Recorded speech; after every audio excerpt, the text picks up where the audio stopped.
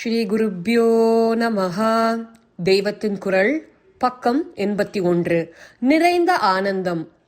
கிருதாயுகத்தில் பிருகு என்பவர் தம்முடைய பிதாவான வருணனிடத்தில் போய் நிறைந்த வஸ்து எதுவோ அதை எப்படி அறிவது என்று கேட்டாராம்.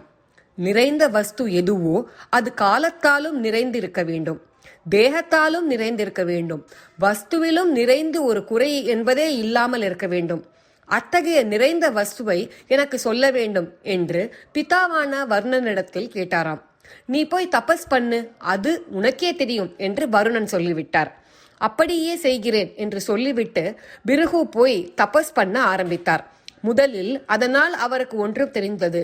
இந்த சரீரம்தான் உயர்ந்த வஸ்து, இதுதான் எல்லாவற்றையும் உணர்கிறது. உணரப்படுகிற பொருளை காட்டிலும் உணர்ந்து கொள்கிற பொருள் உயர்ந்தது, அது இந்த தேகம்தான் என்று தீர்மானம் பண்ணிக்கொண்டு அப்பாவிடம் போய் இந்த சரீரம்தான் உயர்ந்த நிறைந்த வஸ்து என்று சொன்னாராம். அப்பா திரும்பவும் இன்னும் கொஞ்சம் தபஸ் பண்ணு என்று சொல்லிவிட்டாராம். இப்படியே கொஞ்சம் தபஸ் பண்ணுவது, உடனே தமக்கு தோன்றியதை போய் சொல்வது என்று 5 தடவை பிறகு செய்தாராம். முதலில் உடம்பு நிறைந்த வஸ்துவாக தோன்றிற்று. இந்த உடம்பு ஒரு நாள் பிரேதமாகி போவதுதானே என்று யோசித்த பின் உடம்பு நிறைந்த வஸ்து இல்லை என்றும் பிராணந்தான் நிறைந்த வஸ்துவாகவும் தோன்றிற்று. அதன் பின் மனமே நிறைந்த வஸ்து என்று தோன்றிற்று. பிற்பாடு அறிவே நிறைந்த வஸ்துவாக தோன்றியது. 5ஆம் முறை போன பொழுது ஆனந்த அனுபவம்தான் நிறைவாக தோன்றியது. நீங்கள் சொன்னபடி நான் இத்தனை நாட்கள் தபஸ் பண்ணினேன். இப்போதெல்லாம் நடுநடுவே ஏதோ ஒரு விதமான ஆனந்தம் ஸ்புரிக்கிறதே, இது என்ன என்று தந்தையை கேட்டாராம் பிருகு. உனக்கு ஒவ்வொரு சமயத்தில் கொஞ்சம் ஸ்புரிக்கிறது என்று சொல்கிறாயே, அந்த ஆனந்தம்தான் வஸ்து. இது உனக்கு துளி துளி உண்டாகிறது. இதுவே நிறைந்து விட்டதானால் அதைத்தான் பேரானந்தம் என்கிறோம். அந்த பேரானந்தம் எப்பொழுதும் குறைவு இல்லாமல் காலத்தாலும் தேகத்தாலும் நிறைந்து இருக்கும்படியான ஒரே வஸ்து. சரீரம், பிராணன், மனசு, அறிவு எல்லாவற்றிற்கும் ஆதாரமாக இவை எல்லாவற்றையும் கடந்த ஒன்று ஆத்மா என்று இருக்கிறது. அது தன்னைத்தானே அறிந்து அனுபவத்தில்தான் இந்த ஆனந்தம் உண்டாகிறது என்று பிதா சொன்னாராம். இப்படி ஒரு உபனிஷத் கதை கூட இருக்கிறது.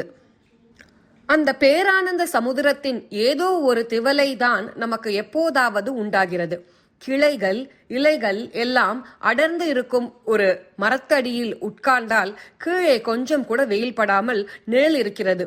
காற்று அடிக்கும் பொழுது இலைகள், கிளைகள் நகர்ந்து விலகுகிற சமயத்தில் சூரியனுடைய வெயில் கீழே அந்த இடைவெளி அளவுக்கு விழுகிறது. அப்புறம் மறுபடியும் கிளைகள் மூடி அது மறைந்து விடுகிறது. அந்த மாதிரியாக தான் நமக்கு ஆனந்தம் அவ்வப்போது வந்து மறைந்து போகிறது. ஆனந்தம் என்பது எங்கும் பரிபூர்ணமாக நிறைந்து இருக்கும்படியான வஸ்து.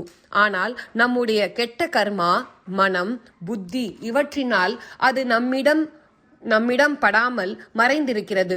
ஒரு க்ஷணம் நாம் பண்ணி இருக்கிற புண்ணிய கர்மாக்களிலாலே அவை விலகும் பொழுது, காற்றடித்து இலைகள் விலகும் பொழுது சூரிய ஒளி அதன் வழியாக வருவது போல் நம்முடைய கர்மாக்கள் விலகியதால் எங்கும் பரவிய ஆனந்தத்தின் திவலை நமக்கு உண்டாகிறது.